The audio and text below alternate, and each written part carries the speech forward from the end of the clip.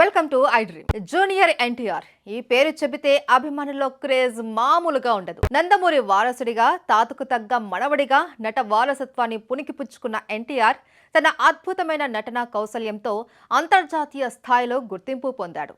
సినిమాల్లో హీరోగా నటించిన తొలినాళ్లలో బొద్దుగా ఉన్న ఎన్టీఆర్ స్టూడెంట్ నెంబర్ 1, ఆది వంటి సినిమాలలో భారీ ఆహార్యంతో కనిపించారు.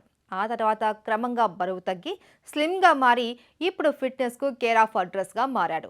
ఈ యంగ్ టైగర్ ఫిట్నెస్ మొదటి నుంచి చూసిన ప్రతి ఒక్కరిని ఆశ్చర్యానికి గురి చేస్తుంది. అసలు ఎన్టీఆర్ ఫిట్నెస్ సీక్రెట్ భారీ ఫిజిక్తో ఉన్న ఎన్టీఆర్ యమదొంగ మూవీ నాటికి స్లిమ్గా మారాడు. ఇక అప్పటి నుంచే ఎన్టీఆర్ తన బాడీని చాలా పర్ఫెక్ట్గా మెయింటైన్ చేస్తూ ఉన్నాడు.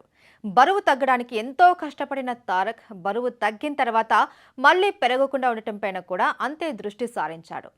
జూనియర్ ఎన్టీఆర్ వెయిట్ తగ్గినప్పటి నుంచి ఒకటే డైట్ ఫాలో అవుతున్నాడు అని, ఆ కారణంగానే ఆయన ఫిజికల్ ఫిట్నెస్లో ఏ మాత్రం మార్పు రాలేదు అని సినీ వర్గాల్లో చర్చ జరుగుతుంది. ఎన్టీఆర్ ఫిట్నెస్ చూశాక అసలు అతను ఏం తింటాడు, ఏం వర్కౌట్ చేస్తాడు అని చాలా మంది ఫ్యాన్స్ కు క్యూరియాసిటీ ఉంటుంది. ప్రతిరోజు ఎన్టీఆర్ ఉదయం లేవగానే యోగా లేదా వర్కౌట్ కనీసం 2 గంటల పాటు చేస్తాడు అని టాక్.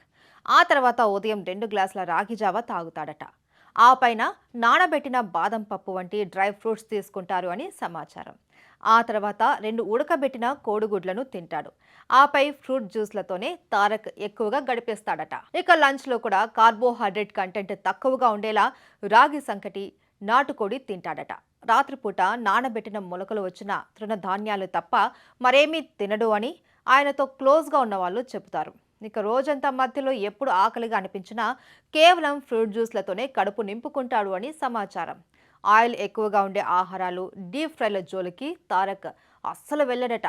అంత కఠినంగా డైట్, ఎక్సర్సైజ్లు చేస్తూ ఉన్నారు కాబట్టే ఎన్టీఆర్ అంత ఫిట్గా ఉన్నారు అని.